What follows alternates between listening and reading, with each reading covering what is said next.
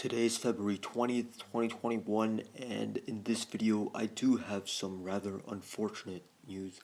This is going to be a bit more of a negative video considering that what I'll be talking about in this video, it's not really a good thing, it's not really good news, it's pretty bad news, but there are some upsides to the story, so let's get into it. Just earlier today, it was reported that 7 people in Russia had gotten the avian flu. If you don't know what the avian flu is, basically it's a version of the influenza virus that up until now only spread in birds. So only birds could catch this virus. It was thought up until today no human had gotten this virus, but many times in the past birds have experienced outbreaks of this specific virus, the avian flu. So the avian flu is the H5N8 strain of the flu. There are many different strains of the influenza virus. For example, back in 2009, there was a massive outbreak that became a pandemic essentially, where the H1N1 strain of the flu spread to many people across the planet. I believe it caused thousands of deaths in the United States, which is still a lot of deaths, but it's barely anything in comparison to the number of deaths that COVID-19 has caused in the past year in the United States. So we've dealt with many different strains of the flu virus before, and we've already dealt with the avian flu, but we've not dealt with the avian flu in humans yet. Up until this point, we've only dealt with this specific virus, this specific strain of the virus in birds. So this is a pretty new development. It was just reported earlier today that 7 people in Russia had gotten the avian flu. So, based on what I've read, it looks like these 7 people have been exposed to either an animal that had the avian flu or like a part of an animal, like a feather or something like that, that had the avian flu on it. And I guess the avian flu, the virus that normally doesn't spread to humans, I guess this version of the virus, I guess he was able to mutate so that it was able to spread to humans. Here, there are some good news though at this point.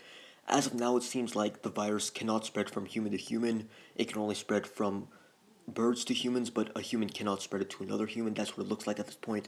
But I will say that more research needs to be done into this because this is the first time we've ever even seen this virus spread to humans. So we need to make sure that it can't spread to other humans first. I mean, back when COVID-19 first started spreading to humans, it was originally reported that there was no evidence that the virus could spread from one human to another human, but obviously that turned out to be false, as we can see now, with over 100 million people worldwide infected with the virus and over 2 million people worldwide who have passed away from this virus. So I'm really hoping it doesn't turn out to be something like COVID-19, where we initially thought that it couldn't spread from human to human, but we later turned out to be incorrect about that. I'm really hoping it's not the case with this virus.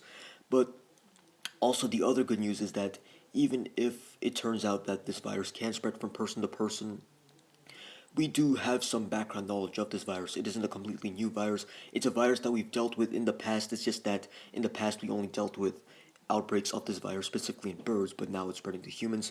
So it's a mutated version of the virus, it would appear. I mean, otherwise it wouldn't be able to spread to humans, but it's still nonetheless a virus that we've dealt with in the past. So I'm really hoping that even if it does turn out to spread to other people, that one, it doesn't end up becoming a pandemic, and two, that we can actually deal with it a lot quicker than we dealt with COVID-19 because it's a virus we're already at least mildly familiar with.